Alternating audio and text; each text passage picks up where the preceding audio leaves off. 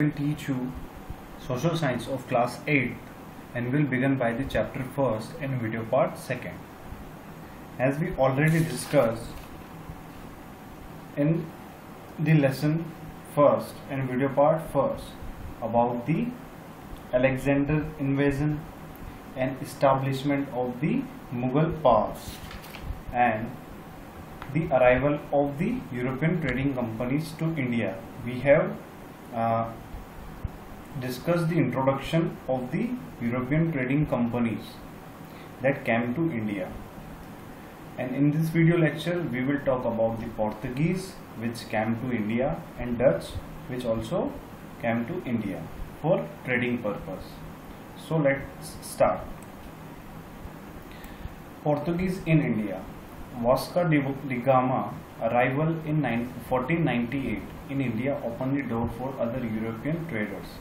जब Vasco D gamma आए थे इंडिया में 1498 की बात है, तो उन्होंने जो अदर यूरोपियन ट्रेडर्स जितने भी ट्रेडर्स रहे हैं उनके लिए एक रास्ता ओपन कर दिया, क्योंकि वास्को डी गामा ने इंडिया की एक तरीके से खोज करी थी। मतलब यहाँ की जो ट्रेडिंग जो पर्पसेस थे या जो भी बिजनेसेस थे, तो उनको उन्होंने देखा था आके, तो उन्होंने सबके लिए डोर ओपन कर दिया ट्रेडिंग के लिए।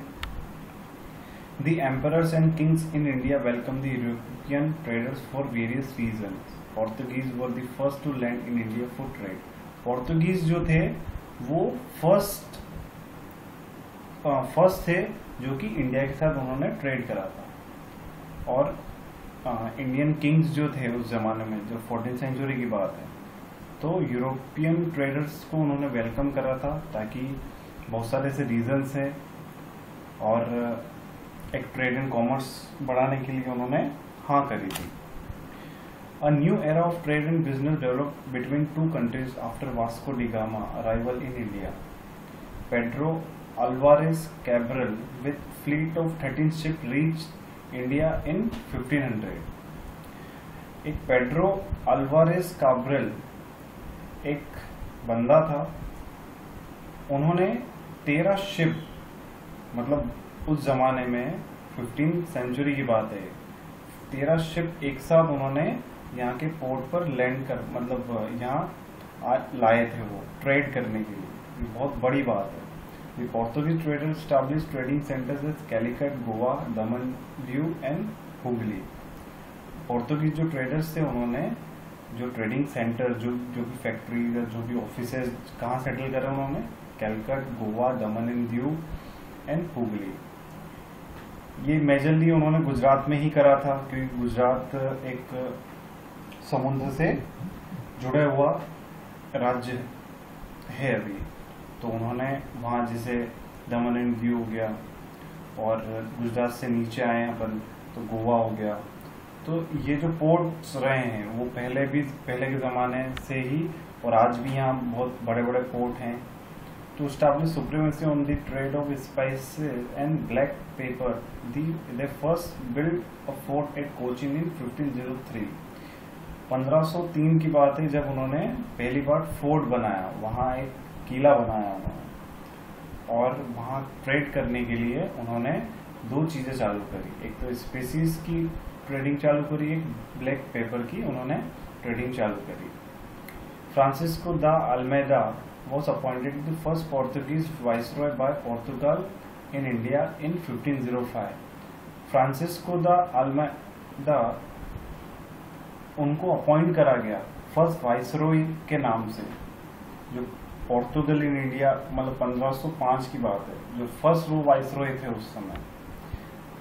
और उसी के तहत उन्होंने पोर्तुगीज ने ट्रेडिंग चालू करी, और ट्रेडिंग चालू करके और फिर बाद में पोर्तुगीज ने धीरे धीरे ट्रेडिंग करते उन्होंने रूलिंग भी चालू कर दी इंडिया में आकर। बहुत सारे ऐसे कोस्टल एरियाज में उन्होंने रूलिंग राज्य करना चालू कर दिया। तो ऐसे पोर्तुगीज ने इंडिया के साथ ट्रेड करना स्टार्ट किया था, और ऐसे उन्होंने रूल करा। फिर हम बात करेंगे Dutch in India. The Dutch were the resident of Holland. जो डच जो पीपल्स थे डच के, वो हॉलैंड के रेसिडेंट थे, वहाँ के रहने वाले थे। The Dutch east India company was form in 1602 in Holland for trading with India. Portuguese के बाद में डच आए थे इंडिया के साथ ट्रेड करने के लिए, और ये 1600 की बात है, और पोर्तुगीज कब आए थे? 1500 की बात है। In order to establish control over trade in India, conflicts arose between the Dutch and the Portuguese, in which the Portuguese were defeated। Dutch के आने के बाद 16th सेंचुरी की जब बात है, डच जब आए तो उन्होंने पोर्तुगीज को डिफीट करा, उनको हराया, और ट्रेडिंग में पोर्तुगीज से आगे निकलकर भारत से उन्होंने समझौता करा। और इसी तरह उन्होंने ट्रेडिंग हाउसेस बना दिए गुजरात, बंगाल, बिहार एंड उड़ीसा में, और फैक्ट्रीज भी डाल दी मछलीपट्टनम में।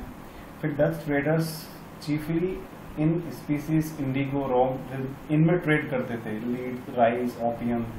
The main Dutch factory was at Pulicat where they minted gold coin, pagoda. मतलब उन्होंने जो फर्स्ट फैक्ट्री जो उन्होंने डाली थी वो पलीकट में, जो सबसे ज्यादा जो मेन जो उनकी फैक्ट्री थी डच वालों की, उन्होंने वहाँ कॉइन्स का बिजनेस चालू कर दिया। उन्होंने कॉइन बनाना चालू कर दिए, गोल्ड कॉइन्स, पगोड़ा के नाम से वो गोल्ड कॉइन जाने जाते थे। Dutch introduce gold coins as currency in India known as pagoda. Pagoda एक करेंसी उन्होंने एक इंट्रोड्यूस करी थी, और गोल्ड कॉइन्स जिसको बोलते हैं पगोड़ा, करेंसी के नाम से जाना जाता था। The entry of British East India company prove to be a fatal blow to the Dutch company in India. अब डच के बाद ईस्ट इंडिया कंपनी आई, ब्रिटिश वाली, उन्होंने डच को हराया। फिर बाद में ब्रिटिशर्स एकमात्र ऐसे थे जो बहुत सालों तक इंडिया पर उन्होंने राज किया। पोर्तुगीज आए, फिर चले गए, डच आए, फिर चले गए, और फिर ब्रिटिशर्स आए। तो ब्रिटिशर्स ने डच को डिफीट करा, उनके जितने भी ट्रेडिंग कंपनीज थी उन सबको एक्वायर करा, और ब्रिटिशर्स ने अच्छा खासा उन्होंने स्टैब्लिश करा। फिर हम नेक्स्ट वीडियो में समझेंगे कि ब्रिटिशर्स ने कैसे ट्रेड को एक्सपांड करा। फिर फ्रेंच भी आए, फिर मुगल एम्पायर के बारे में अपन पढ़ेंगे। तो आई होप आपको ये दो टॉपिक आज के समझ में आए होंगे, Portuguese in India and Dutch in India. Thank you so much.